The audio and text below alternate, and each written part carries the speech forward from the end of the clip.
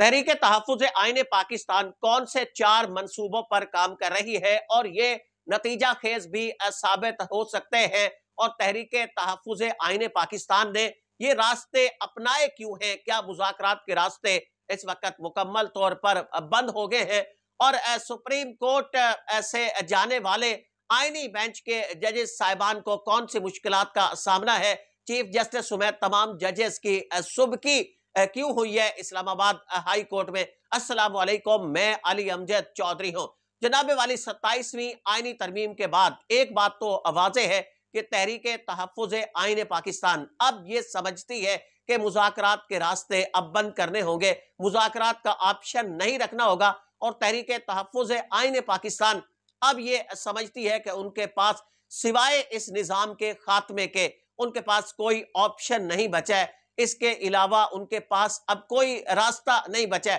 पहले जो इसके हामी थे महमूद खान अचकज़ई, तहरीक तहफ़्फ़ुज़ आईन पाकिस्तान के सरबराह हैं, ये हामी थे कि मुज़ाकरात होने चाहिए, मुज़ाकरात सियासतदानों की मजबूरी भी है, मुज़ाकरात सियासतदानों का शेवा भी है और इन्हें मुज़ाकरात के अमल के अंदर शरीक रहना चाहिए। इमरान खान शुरू से कह रहे थे कि इस निज़ाम के साथ मुज़ाकरात का कोई फ़ायदा नहीं है, यहाँ पे मुज़ाकरात सिर्फ वक्त का ज़िया है, वक्त के ज़िया के अलावा ये कोई चीज़ भी यहाँ पे नहीं है और वक्त का ज़िया नहीं होना चाहिए। लेकिन महमूद खान अचकज़ई और दीगर रहनुमा ये समझते थे कि नहीं, ऐसी बात नहीं है, सियासतदान मुज़ाकरात के अमल में उन्हें हमेशा से शरीक रहना चाहिए। लेकिन अब कुछ डेवलपमेंट्स हुई हैं और इसके बाद ये कहा जा सकता है कि तहरीक तहफ़्फ़ुज़ आईन पाकिस्तान ये इसके रहनुमा जो इस वक्त कौमी असम्बली में नामजद अपोजिशन लीडर हैं महमूद खान अचकज़ई और सेनेट में अपोजिशन लीडर अल्लामा राजा नासिर अब्बास अब ये समझते हैं कि यहाँ पे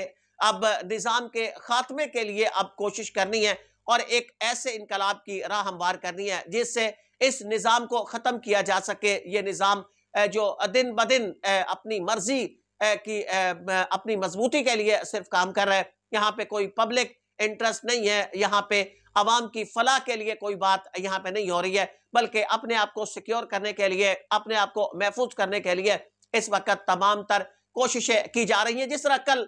खिताबात किए गुफ्तगू की अल्लामा राजा नासिर अब्बास ने और महमूद खान अचकज़ई ने वकला के साथ इज़हार यकजहती के दौरान जिस तरह उन्होंने गुफ्तगू की, ये बड़ी हैरान कुन है और ये एक मुस्तकबिल के मंजरनामे की तरफ भी इशारा कर रही है। दरअसल तहरीक तहफ़्फ़ुज़ आईन पाकिस्तान अब ये समझ चुकी है कि जिस तरह पहले खैबर पख्तूनख्वा से लोग आए, बड़ी तादाद के अंदर इस्लामाबाद की तरफ आए, ये अभी हल नहीं है, ये आखिरी हल है। लेकिन उससे पहले कुछ इक़दामात उन्हें करने पड़ेंगे और फिर आखिरी हल की तरफ भी जाया जा सकता है। अब ये पहले इक़दामात किए हैं, पहले इक़दामात ये है कि आपने ऐसी बयानबाजी करनी है जिसके ज़रिए आपको तवज्जो मिले, आपको डिजिटल मीडिया के ज़रिए आपकी पैगाम रसानी हो, कि जुज़वी हद तक नेशनल मीडिया के ज़रिए भी ये पैगाम रसानी हो। और जिस तरह कल गुफ्तगू की, फिर उनके मुख्तलिफ जो हिस्से हैं उनकी गुफ्तगू के ये वायरल भी हुए और डिजिटल मीडिया के ज़रिए लोगों तक पहुँचे। तो पहला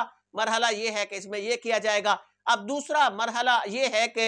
यहाँ पे चार्टर ऑफ डिमांड्स ये तरतीब दिए जाएंगे और तहरीक तहफ़्फ़ुज़ आईन पाकिस्तान इस पर काम करेगी। उसके साथ साथ ये उस नज़रिए पर होंगे जिस तरह कश्मीर की अवामी एक्शन कमेटी जिसने चार्टर ऑफ डिमांड्स तैयार किए थे, लोगों को ये बतलाया था कि ये आपके हकूक़ है और ये आपके हकूक़ नहीं दिए जा रहे, ये आपके हकूक़ यहाँ पे सलब किए जा रहे हैं। होना ये चाहिए था कि ये चीज़ें आपके लिए होती, लेकिन ये आपके लिए नहीं की। तो ये एक तरतीब है, इस पर KPK में एक अलहदा से वहाँ पे बनाया जा रहा है तहरीक तहफ़्फ़ुज़ आईन पाकिस्तान, ये इसको अलहदा से करेगी। और मंसूबा ये है जो ज़रा ये बता रहे कि इसको हर घर के अंदर पहुँचाया जाएगा, यानी इनकलाब के हवाले से जो इब्तदाई स्टेजेस हैं वो तैयार की जाएंगी। अब बहुत सारे लोगों के जहनों में होगा कि ये कैसे मुमकिन है कि एक तरफ आप कुछ अर्सा पहले एहतजाज लेकर आए थे, लोगों की एक बड़ी तादाद को इस्लामाबाद लेकर आए थे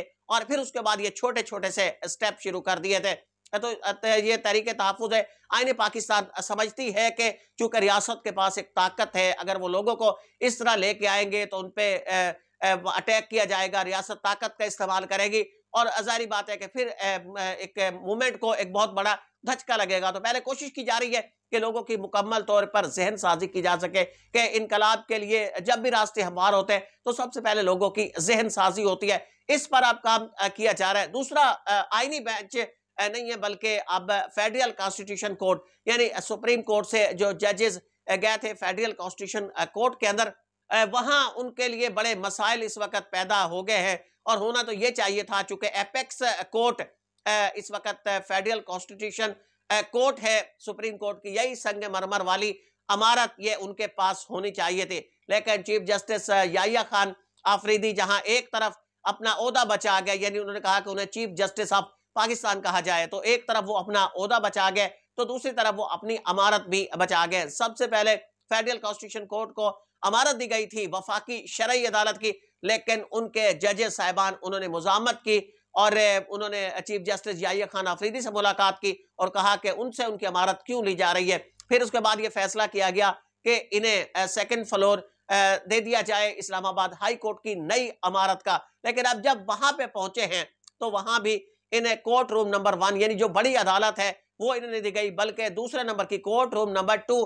یہ وہاں انہیں دی گئی ہے۔ اور ججز صاحبان یعنی آپ یہ دیکھیں اسلام آباد ہائی کورٹ کے چیف جسٹس یہ کورٹ روم نمبر 1 کے اندر بیٹھے ہیں، اور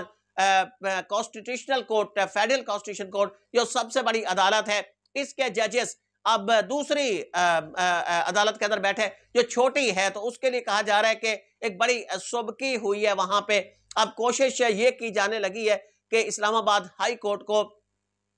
پرانی عمارت کے اندر یعنی جہاں پہلے ہوا کرتے تھے اسی میں منتقل کر دیا جائے، اور یہ نئی عمارت فیڈرل کانسٹیٹیوشن کورٹ اس کے حوالے کر دی جائے۔ وکلا بھی اس پر دو تقسیم ہے، کچھ وکلا تو یہ کہہ رہے ہیں کہ ٹھیک ہے وہاں پہ بہتر رہے گا، ان کے لیے آسانی ہے، کچہری ہے وہاں پہ، لیکن وکلا کی ایک بڑی تعداد ہے وہ اس بات کی مخالف بھی دکھائی دیتی ہے، اور وہ کہہ رہی ہے کہ نہیں اسلام آباد ہائی کورٹ انہوں نے بڑی محنت کے ساتھ بنوائی تھی تو اسلام آباد ہائی کورٹ یہیں پہ رہے گی، اسلام آباد ہائی کورٹ میں کسی دوسرے کو قبضہ کرنے نہیں دیا جائے گا۔ تو یہ صورتحال ہے، یہ مس مینجمنٹ ہے کہ اب بھی چیمبرز یعنی ان ججز کے کہ جو فیڈرل کانسٹیٹیوشن کورٹ کے ان کے وہ اپنے چیمبر اب بھی سپریم کورٹ کے اندر آ کے استعمال کرتے ہیں، یہیں سے اپنے آرڈرز وغیرہ جاری کرتے ہیں۔ اتنا مس مینج ہوا کہ اگر آپ نے ایک فیڈرل کانسٹیٹیوشن کورٹ بنائی ہے تو اس سے پہلے اس کے لیے عمارت کا آپ انتظام کریں، اور ان کے لیے ایک پروقار، کیونکہ ظاہری بات ہے ایپیکس کورٹ ہے، اب کوئی بھی کہے کہ ایپیکس کورٹ نہیں ہے چیف جسٹس یحییٰ خان آفریدی ہیں تو ایسا بالکل بھی نہیں ہے۔ ایپیکس کورٹ یہی فیڈرل کانسٹیٹیوشن کورٹ ہے۔ اس کے لیے آپ ایک مثال یہ بھی لے لیں کہ کل جسٹس امین الدین خان انہوں نے سلام بھیجا چیف جسٹس یحییٰ آفریدی کو، اور یحییٰ خان آفریدی خود ان سے ملنے کے لیے وہاں پہ آ گئے۔ یہ ایک علامت ہوتی ہے کہ جونیئر جج وہ سینئر جج کے پاس ملنے کے لیے آتا ہے کہ جب اسے سلام دیا جاتا ہے وہ اسے ملنے کے لیے آتا ہے، تو اسے آپ سمجھ سکتے ہیں کہ یہاں پہ سینئر کون ہے اور جونیئر کون ہے۔ اس سب کے حوالے سے اپنی رائے کا اظہار کامنٹ سیکشن کے اندر ضرور کیجیے گا۔